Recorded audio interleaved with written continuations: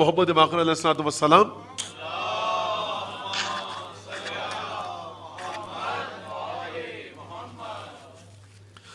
فرما رہے کہ 3 چیزیں ایسی ہیں کہ جو دنیا میں ملتی ہیں مع ثوابہن فی الآخرہ. ثلاثۃ، 3 چیزیں ایسی جن کا اجر آخرت میں ملتا ہے، مع ثوابہن دنیا میں ملتا ہے، مع ثوابہن فی الآخرہ، ثواب آخرت میں بھی ہے، دنیا میں بھی نتیجہ ملتا ہے. ایک چیز امام ارشاد فرما رہے جو ہماری عقل کے بالکل مخالف ہے، الحج فإنہ ینفی الفقر.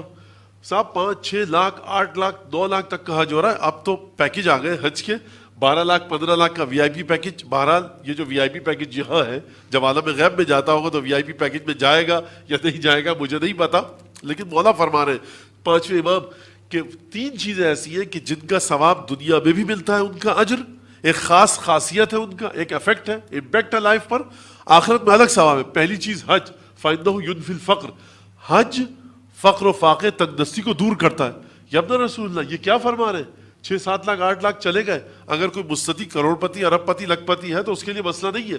لیکن اگر کسی بیچارے کے پاس 7 8 لاکھ روپے کہیں سے آ گیا اور وہ دیکھ رہا ہے کہ میری جاب ہے، تو اس کو بچا کر رکھنے کا حکم نہیں ہے.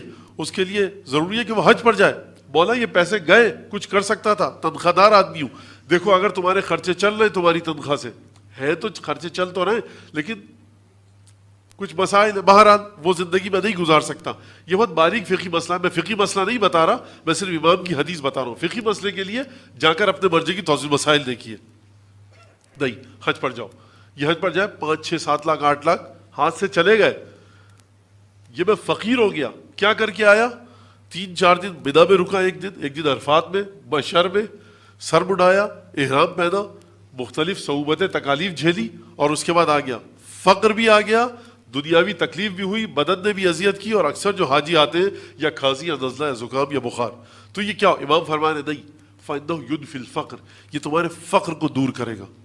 تو جب تک امام نہ بتلائیں عالم غیب سے کہ عالم غیب میں تم ڈر رہے ہو کہ فقیر ہو جاؤ گے، حج کی خصوصیت یہ ہے کہ تمہارے فقر کو دور کر دے گا. دوسری چیز البر فإنہ یزید فی العمر، نیکی کرنا اپنے گھر والوں کے ساتھ، خاندان والوں کے ساتھ، یہ عمر میں اضافے کا باعث ہے.